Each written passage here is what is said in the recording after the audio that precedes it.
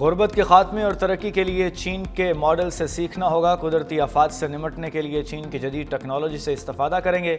چین اور پاکستان کا مستقبل مشترکہ ہے۔ پاکستان کو فخر ہے کہ چین اس کا دوست ہے۔ وزیر اعظم شہباز شریف کا تیانجن یونیورسٹی میں خطاب۔ کہا، چین نے ترقی کی منزلیں تقریروں سے نہیں عمل سے حاصل کیں۔ آج چین دنیا کی سب سے بڑی معیشت بن چکا ہے۔ وزیر اعظم آج شنگھائی تعاون تنظیم کے سربراہی اجلاس سے خطاب کریں گے۔ چین کے صدر اور وزیر اعظم سے ملاقات کریں گے۔ ترکیہ کے صدر رجب طیب اردوان سے بھی ملیں گے۔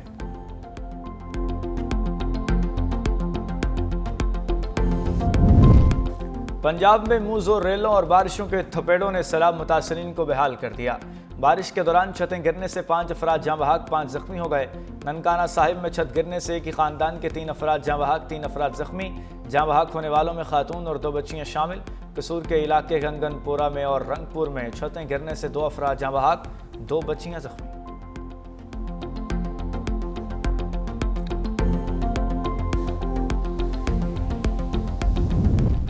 وزیر اعلیٰ پنجاب مریم نواز کی قصور کے ڈسٹرکٹ پبلک سکول آمد۔ اسپیکر پنجاب اسمبلی ملک احمد خان، وفاقی وزیر ملک رشید احمد خان، صوبائی وزیر اطلاعات عظمی بخاری نے استقبال کیا۔ وزیر اعلیٰ قصور کے علاقے تلوار پوسٹ کے بھی کئی سیلاب متاثرہ علاقوں میں امدادی کاموں کا جائزہ لیا۔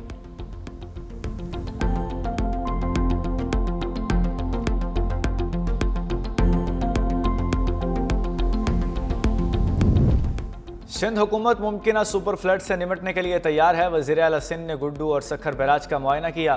سینئر صوبائی وزیر شرجیل میمن کا بیان۔ کہا، پہلی ترجیح انسانی جانوں، مویشیوں اور بیراجوں کی حفاظت ہے۔ لوگوں کے بروقت انخلاء کے لیے 192 کشتیاں کچے کے علاقوں میں پہنچا دی گئی۔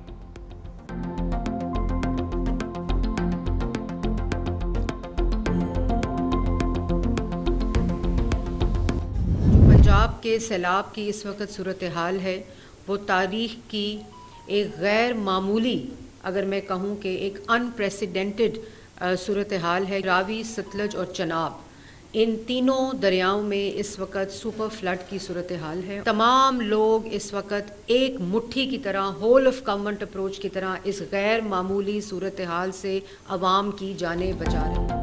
پنجاب میں سیلاب کی غیر معمولی صورتحال ہے۔ تاریخ کا سب سے بڑا ریسکیو آپریشن کر کے 7.5 لاکھ افراد کو محفوظ مقام پر منتقل کیا گیا۔ حکومت کی سب سے پہلی ترجیح عوام کی جانیں بچانا ہے۔ سینئر وزیر مریم اورنگزیب کی پریس کانفرنس۔ کہا، راوی، ستلج اور چناب میں سیلاب کی صورتحال ہے۔ حکومت کی تمام مشینری متاثرین کی امداد کرنے میں مصروف ہے۔ سیلاب سے 20 لاکھ افراد متاثر ہوئے۔ 5 لاکھ سے زیادہ مویشی بھی محفوظ مقامات پر منتقل کیے گئے۔ نالوں میں تجاوزات کے خاتمے کا سلسلہ بھی جاری ہے۔ نقصانات کا تخمینہ سیلاب کے بعد لگایا جائے گا۔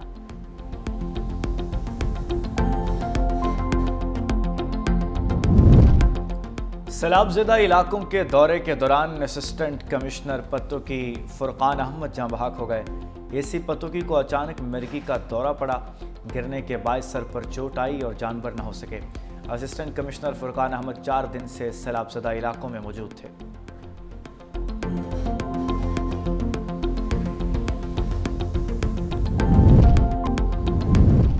فیصل آباد اور گرد و نواح میں پاک فوج کا ریسکیو اینڈ ریلیف آپریشن جاری۔ پاک فوج اور سول انتظامیہ کی مشترکہ کارروائی۔ خواتین اور بچوں سمیت راوی پتن میں پھنسے افراد کی محفوظ مقامات پر منتقلی۔ پاک فوج نے تحصیل تانلیہ والا کے علاقے راوی پتن میں مویشیوں کو بھی ریسکیو کیا۔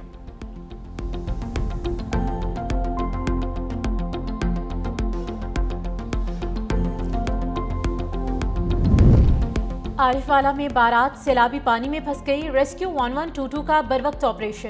دلہے اور باراتیوں کو کشتی کے ذریعے محفوظ مقام پر پہنچا دیا۔ سیلابی پانی سے جان چھوٹنے پر باراتیوں کا ڈھول بجا کر خوشی کا اظہار۔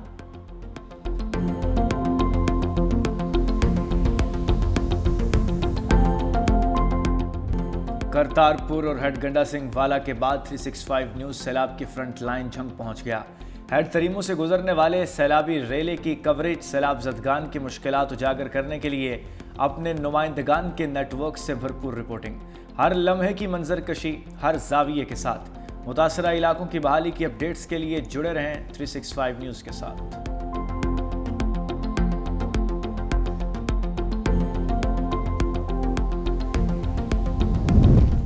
موسم گرما کی چھٹیاں ختم ہونے پر لاہور کے اسکول کل دوبارہ کھل جائیں گے۔ سیلابی صورتحال کے باعث پنجاب یونیورسٹی میں کلاسز کا آغاز 1 ہفتے کے لیے ملتوی۔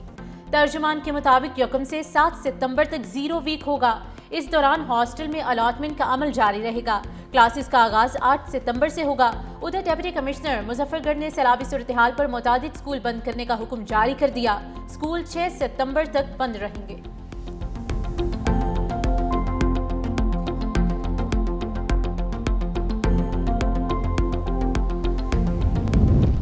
ملک بھر میں یوٹیلیٹی سٹورز کا آپریشن مکمل ختم۔ وفاقی حکومت نے یوٹیلیٹی سٹورز کے ملازمین کے لیے 28 ارب روپے کے پیکج کا اعلان کر دیا۔ وفاقی وزیر طارق فضل چودھری کہتے ہیں یوٹیلیٹی سٹورز میں ہر ماہ 60 کروڑ کا نقصان ہو رہا تھا۔ کوششوں کے باوجود خسارہ کم نہ ہونے پر بندش کا فیصلہ کیا گیا۔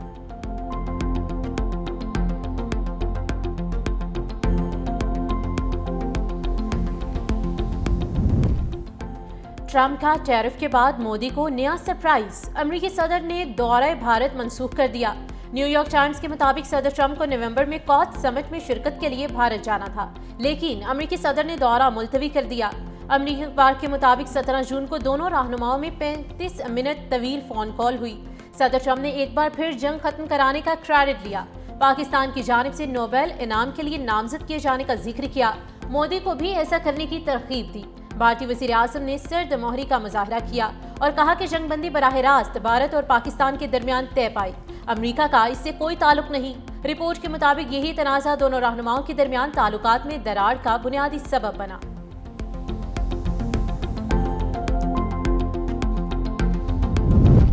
پاکستان کو درپیش سیکیورٹی چیلنجز سے نمٹنے کے لیے اہم قدم، صدر آصف علی زرداری نے انسداد دہشت گردی ترمیمی بل پر دستخط کر دیے۔ ترمیم شدہ قانون میں عدالتی نگرانی اور حفاظتی اقدامات شامل ہیں۔ نیا قانون سیکیورٹی اداروں کی دہشت گردی روکنے کی صلاحیت مضبوط بنائے گا۔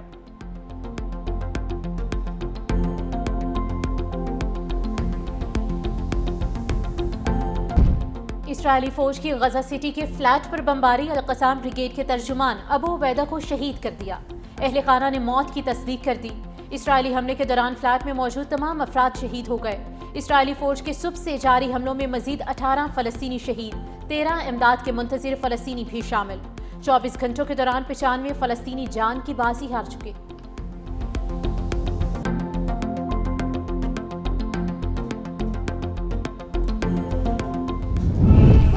یورپ میں فلسطینیوں سے اظہار یکجہتی کے لیے مظاہروں کا سلسلہ جاری۔ اٹلی کے شہر وینس میں ہزاروں افراد کا مارچ، جرمن کے شہر فرینکفرٹ میں بھی 10,000 سے زائد افراد فلسطینی پرچم تھامے سڑکوں پر نکل آئے۔ فلسطین کی آزادی کے لیے نعرے بازی۔